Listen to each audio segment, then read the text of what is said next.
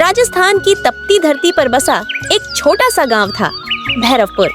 गांव बड़ा तो नहीं था, लेकिन उसके चारों ओर फैला हरा भरा जंगल उस गांव की पहचान था। पेड़ों की छांव, पंछियों की चहचहाहट और लकड़ी की खुशबू से वह जंगल जीवित प्रतीत होता था। भैरवपुर के गांव वाले अधिकतर किसान थे। कुछ लोग बैल और हल से खेती करते थे, तो कुछ मवेशियों पर निर्भर थे। लेकिन इस गांव में एक आदमी ऐसा भी था जिसकी जिंदगी खेत खलिहान से नहीं बल्कि जंगल से जुड़ी हुई थी। उसका नाम था रामू लकड़हारा। रामू बहुत गरीब था। उसके पास न तो जमीन थी न मवेशी।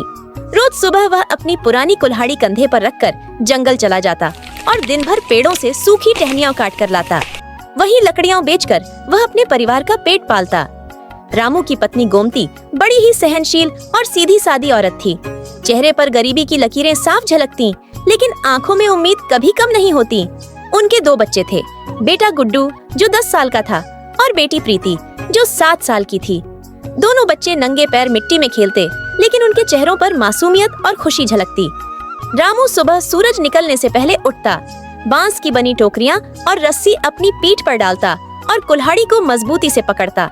उसकी कुल्हाड़ी भी मानो उसके जीवन की साथी थी, पुरानी, घिसी हुई, लेकिन हर दिन उसके साथ मेहनत में जुड़ी रहती। जंगल का रास्ता आसान नहीं था। कई बार जंगली जानवर सामने आ जाते, कभी नाग नागिन फुफकारते तो कभी कांटों से भरी झाड़ियां रास्ता रोक लेती। लेकिन रामू इन सब का आदी हो चुका था। वह अक्सर खुद से कहता, अगर आज लकड़ी न काटी तो घर में चूल्हा नहीं जलेगा, और अगर मेहनत छोड़ दी तो बच्चों का पेट कैसे भरेगा।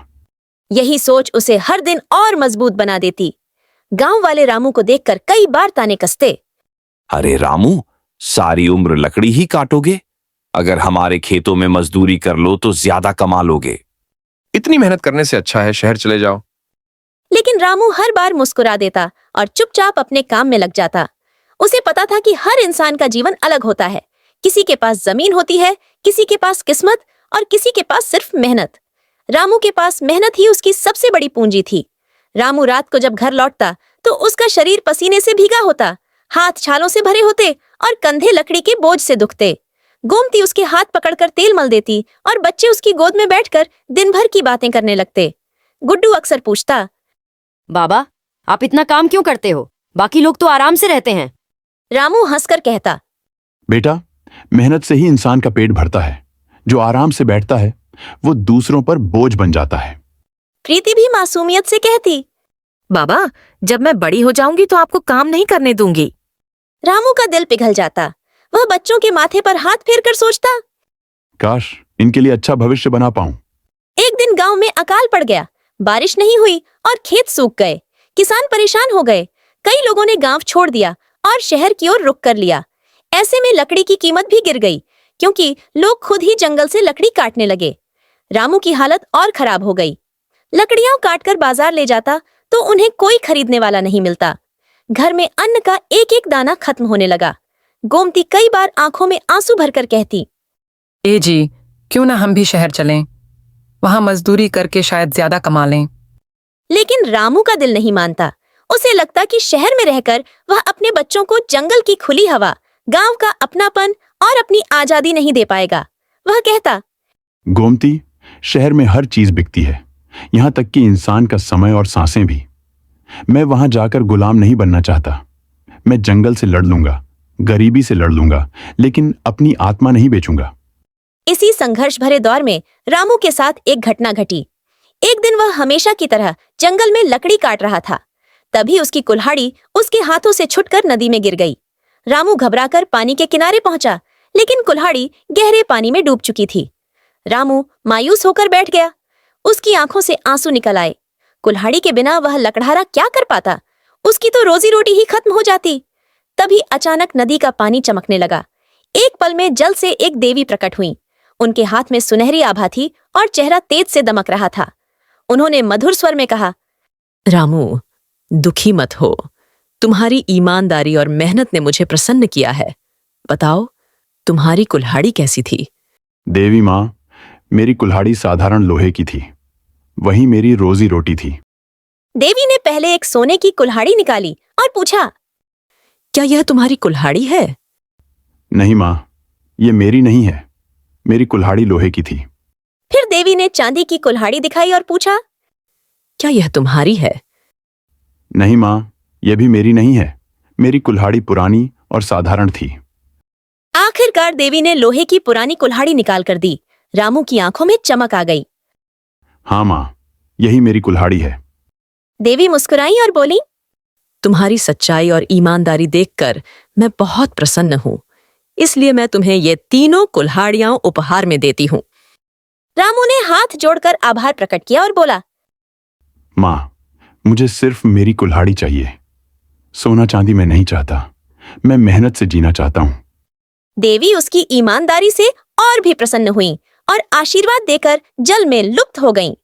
रामू ने अपनी कुल्हाड़ी उठाई और घर लौट आया। उसके मन में आत्मविश्वास और भी बढ़ चुका था। अब उसे लगा कि ईमानदारी और सच्चाई सबसे बड़ी ताकत है। रामू जब जंगल से लौटा तो उसकी आंखों में एक नई चमक थी। गोमती ने देखा कि वह थका तो है, लेकिन चेहरे पर एक अजीब सी संतुष्टि है। उसने हैरानी से पूछा, क्या बात है जी, आज आप कुछ अलग ही लग रहे हैं। रामू ने मुस्कुराकर कहा, गोमती, आज जंगल में एक चमत्कार हुआ। मेरी कुल्हाड़ी नदी में गिर गई थी, लेकिन देवी माँ ने खुद आकर मुझे लौटा दी। उन्होंने सोने और चांदी की कुल्हाड़ियां भी दी, लेकिन मैंने मना कर दिया। गोमती की आंखें फैल गईं। उसने आश्चर्य से कहा, सोना और चांदी की कुल्हाड़ी अगर आप ले लेते तो हमारी गरीबी दूर हो जाती, बच्चों को अच्छे कपड़े, अच्छा खाना मिल जाता। रामू ने पत्नी का हाथ थामकर कहा, गोमती, इंसान का जीवन सिर्फ पैसे से नहीं चलता। मेहनत और ईमानदारी ही असली दौलत है। अगर मैं लालच करता तो आज खुद की नजरों में गिर जाता। देवी माँ ने मुझे आशीर्वाद दिया है, वही हमारे लिए सबसे बड़ा खजाना है। गोमती चुप हो गई। उसने महसूस किया कि सचमुच रामू का दिल दूसरों से अलग है। अगले दिन जब रामू ने यह किस्सा गांव में सुनाया तो लोगों ने तरह तरह की बातें की। कुछ लोग मजाक उड़ाने लगे। अरे ये सब कहानियां हैं, कोई देवी कुल्हाड़ी लौटाने आती है क्या? रामू पागल हो गया है। भूख की वजह से इसका दिमाग काम नहीं कर रहा है। लेकिन कुछ बुजुर्गों ने सोचा, रामू हमेशा ईमानदार रहा है, शायद सच कह रहा हो। धीरे धीरे यह बात पूरे गांव में फैल गई। कई लोग छुपकर नदी के पास गए और कुल्हाड़ी फेंककर देवी को पुकारने लगे, लेकिन किसी के सामने कुछ न हुआ। गांव वाले हैरान रह गए। अब उन्हें समझ आया कि यह वरदान केवल रामू को उसकी सच्चाई और मेहनत की वजह से मिला है। गुड्डू और प्रीति जब यह किस्सा सुनते तो गर्व से कहते, हमारे बाबा सबसे ईमानदार है। रामू बच्चों के सिर पर हाथ फेरकर सोचता, काश यही गुण मैं इन्हें भी दे पाऊं, ताकि ये जीवन भर मेहनत और सच्चाई का रास्ता न छोड़ें। लेकिन किस्मत इतनी आसान कहाँ होती है। गांव का साहूकार धनीराम हमेशा गरीबों को कर्ज देकर उन्हें जकड़ लेता था। उसने देखा कि अब लोग रामू की इज्जत करने लगे हैं। यह बात उसे चुभने लगी। उसने गांव वालों के बीच अफवाह फैलाई। रामू ने जरूर सोना चांदी छुपा लिया है, वरना उसका चेहरा इतना प्रसन्न क्यों है? धीरे धीरे कुछ लालची लोग भी शक करने लगे। एक रात धनीराम के आदमी रामू के घर में चोरी छुपे घुस गए। उन्होंने कोने कोने में तलाश की, लेकिन उन्हें कुछ नहीं मिला। गुस्से में उन्होंने रामू को धमकाया, बता दे सोना चांदी कहाँ छुपा रखा है, वरना तुझे गांव से निकाल देंगे।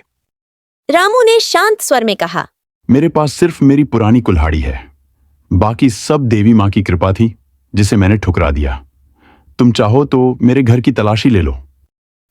उन्होंने देखा कि सचमुच घर खाली था। बस मिट्टी का चूल्हा, टूटी खाट और बच्चों के फटे कपड़े पड़े थे। रामू की हालत देखकर एक दो आदमी की आंखें भर आईं, लेकिन धनीराम अब भी नहीं माना। उसने तय किया कि वह किसी न किसी तरह रामू को बदनाम करेगा। रामू रोज की तरह लकड़ियां काटकर बेचता रहा। धीरे धीरे उसकी ईमानदारी की चर्चा दूर दूर तक होने लगी। पास के कस्बे में एक व्यापारी ने उसके बारे में सुना और खुद उसके पास आया। व्यापारी ने कहा, रामू, मुझे अपने गोदाम के लिए लकड़ी चाहिए, लेकिन मुझे सिर्फ ईमानदार आदमी ही चाहिए।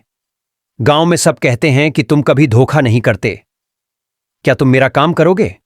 रामू ने विनम्रता से सिर झुकाया और बोला, जरूर मालिक, लेकिन मैं सिर्फ उतनी ही लकड़ी दूंगा जितनी काट पाऊंगा। झूठे वादे नहीं करूंगा।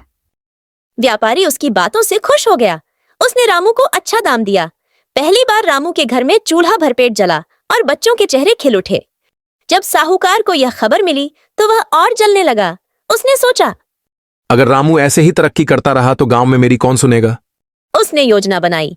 एक दिन वह गांव की पंचायत बुलाकर बोला, रामू झूठा है। उसने सोना चांदी छुपा लिया है और अब अमीर बन रहा है। हमें इसे सजा देनी चाहिए।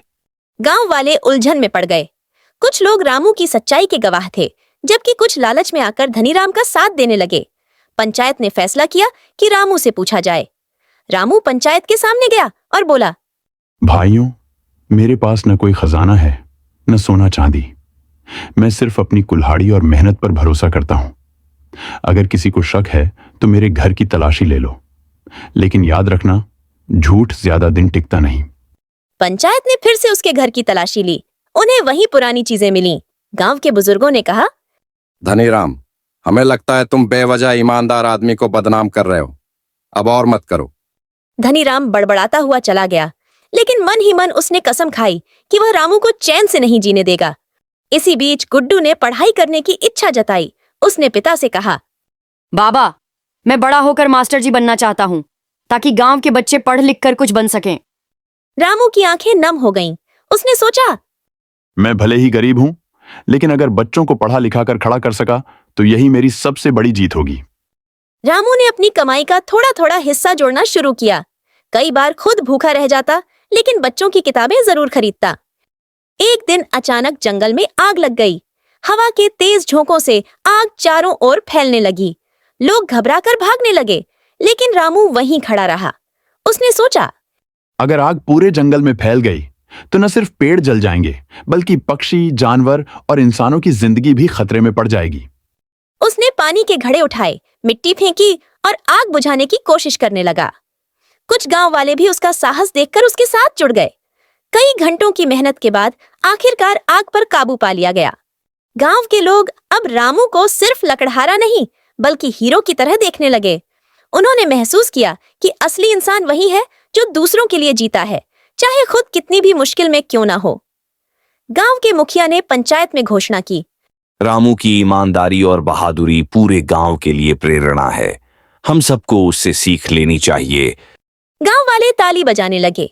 बच्चे रामू को गले लगाकर कहने लगे, हमारे बाबा सबसे अच्छे हैं। रामू की आंखों से खुशी के आंसू बह निकले। उसने मन ही मन देवी माँ को धन्यवाद दिया और सोचा, शायद यही असली सोना चांदी है, लोगों का विश्वास और बच्चों की मुस्कान।